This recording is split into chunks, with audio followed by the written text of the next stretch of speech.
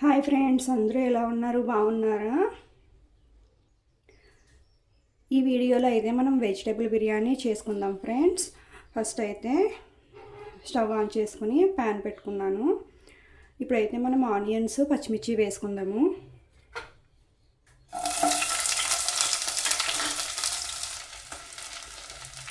Onions కొద్దిగా fry అయిన తర్వాత క్యారెట్స్ వేసుకుందాము.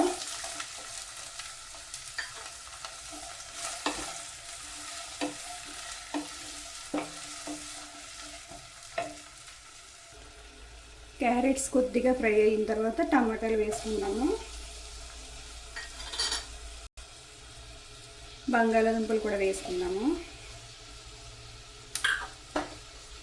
ఇప్పుడు ఒకసారి బాగా కలుపుకొని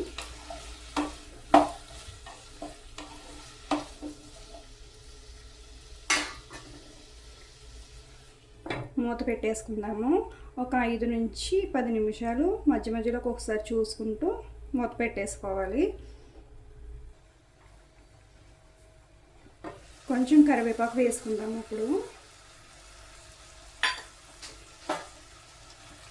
ఒకసారి బాగా కలుపుకుందాము.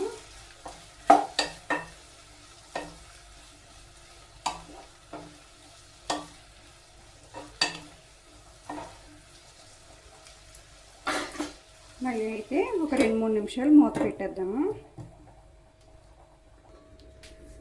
ఇప్పుడు మనం ధనియాలు, జీలకర్ర పౌడరు, గరం మసాలా వేసుకుందాము.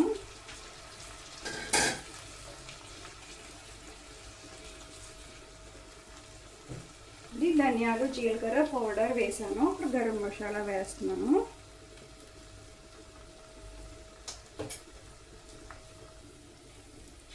ఇప్పుడైతే మనం కొద్దిగా కారం కూడా వేసుకుందాము. ఉప్పు కూడా వేసేసుకుందాము.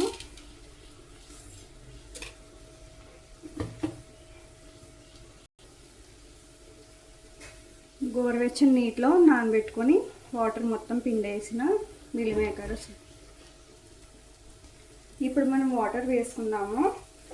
నేను ఈ గ్లాస్తో ఒక గ్లాస్ రైస్ చేస్తున్నాను కాబట్టి 2 గ్లాసులు నీళ్ళు వేసుకుందాము.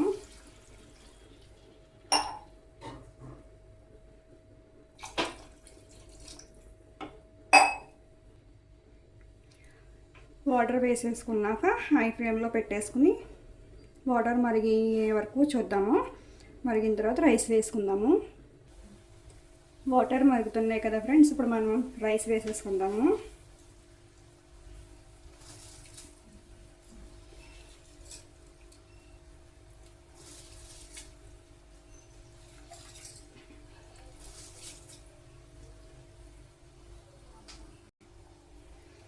వాటర్ వేసుకున్న తర్వాత బియ్యం వేసేసుకున్న తర్వాత మనం ఉప్పు అది కరెక్ట్గా ఉందో లేదో చూసుకుని మనం మూత పెట్టేసుకోవాలి ఫ్రెండ్స్.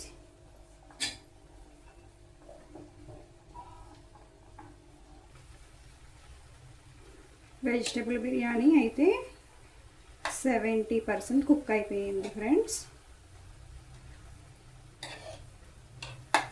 ఇప్పటి వరకు హై ఫ్లేమ్లో ఉంచుకున్నాము. ఇప్పుడైతే చిన్న మంట పెట్టుకుని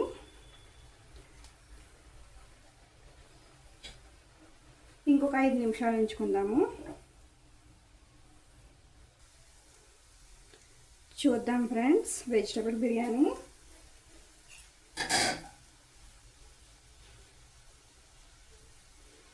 వెజిటేబుల్ బిర్యానీ అయితే కుక్ అయిపోయింది ఫ్రెండ్స్.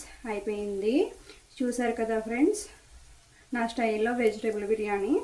ఈ వీడియో కనుక మీకు నచ్చినట్లయితే లైక్ చేయండి, షేర్ చేయండి, సబ్స్క్రైబ్ చేసుకోండి. నా వీడియోస్ని సపోర్ట్ చేయండి ఫ్రెండ్స్. ప్లీజ్ అండి నా ఛానల్ని సబ్స్క్రైబ్ చేసుకోండి.